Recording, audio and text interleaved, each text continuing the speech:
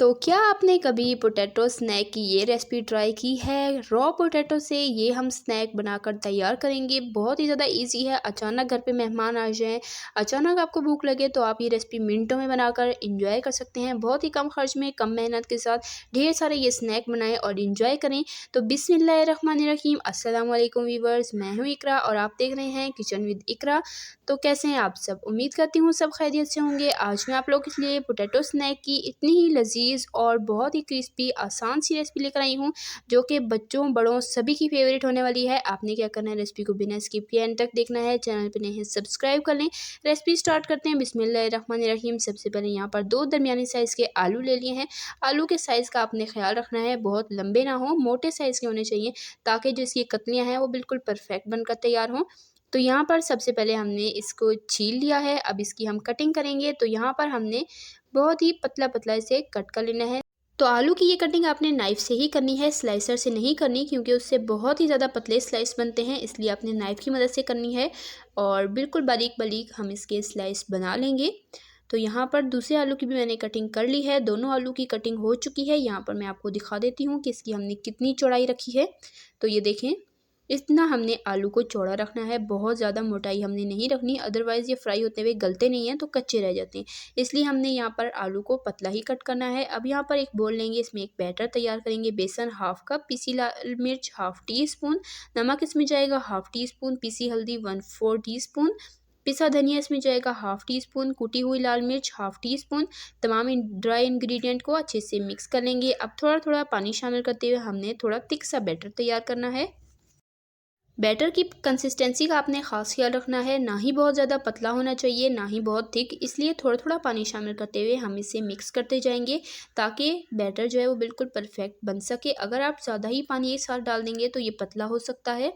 तो यहाँ पर हमारा बैटर बनकर तैयार हो चुका है। अब यहाँ पर मैंने ब्रेड क्रम्स ले लिए हैं, ये आपको किसी भी शॉप में ईज़िली मिल जाते हैं।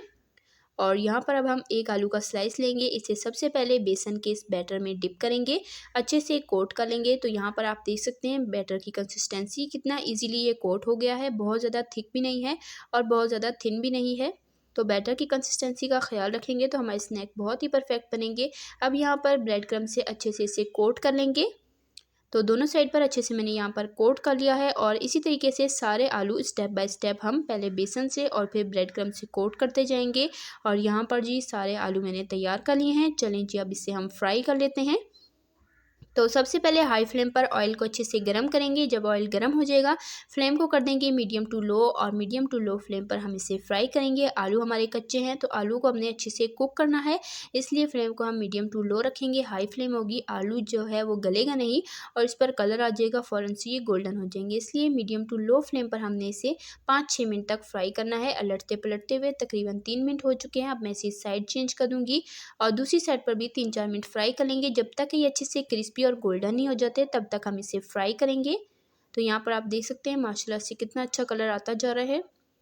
तो यहाँ पर इसे फ्राई होते हुए 6 मिनट हो चुके हैं। बहुत ही खूबसूरत सा गोल्डन ब्राउन कलर इस पर आ चुका है। ये बहुत ही अच्छे से क्रिस्पी हो चुके हैं।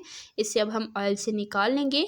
तो यहाँ पर लुक चेक करें, माशाल्लाह कितनी ज़बरदस्त आई है। सेम तरीके से बाकी के सारे स्नैक भी मैं फ्राई कर लूँगी। उसके बाद जी इसे सर्व करके आपको दिखाती हूँ इसकी फ़ाइनल लुक। यकीन करें ये स्नैक बनाना जितना आसान है, खाने में उससे कई गुना ज़्यादा टेस्टी हैं। आप इसे एक बार ट्राई करेंगे, आप इसे बार बार बनाना चाहेंगे। बच्चे बड़े सब आपसे फरमाइश पर ये स्नैक बनवाएंगे। और देख लिया आपने बनाना कितना आसान है, बहुत ही कम खर्च में ढेर सारे यहाँ पर हम ये स्नैक बनाकर तैयार कर सकते हैं। तो इन स्नैक्स को आप केचप के साथ या एज इट इज़ भी सर्व कर सकते हैं। बहुत ही टेस्टी रेसिपी है, लाजमी ट्राई कीजिएगा और अपना फीडबैक भी मेरे साथ लाजमी शेयर कीजिएगा। तो इसी तरह की टेस्टी मी रेसिपीज़ के लिए, सिंपल ईजी रेसिपीज़ के लिए, चाइनीज़ रेसिपीज़ के लिए, बेकिंग रेसिपीज़ के लिए, डिजर्ट रेसिपीज़ के लिए, रमज़ान स्पेशल रेसिपीज़ के लिए, बकरीद स्पेशल रेसिपीज़ के लिए, सिंपल ईजी रेसिपीज़ के लिए, हेल्दी रेसिपीज़ के लिए, स्नैक्स रेसिपीज़ के लिए मेरे चैनल को सब्सक्राइब करें। मैं आपके लिए इस चैनल पर इसी तरह की टेस्टी मी रेसिपीज़ डेली लाती रहती हूँ। सब्सक्राइब कर लें ताकि आप हमारी कोई भी रेसिपी मिस ना करें और सबसे पहले आप तक नोटिफिकेशन पहुंचे। तो देखिए जी आलू कितने अच्छे से गल चुके हैं और बहुत ही क्रिस्पी ये परफेक्ट स्नैक बनकर तैयार हुए हैं। आप इसे ट्राई करके अपना फीडबैक मेरे साथ लाजमी शेयर कीजिएगा और रेसिपी ज़रा सी पसंद आई ये वीडियो को लाइक करें, शेयर करें फ्रेंड एंड फैमिली मेम्बर्स के साथ।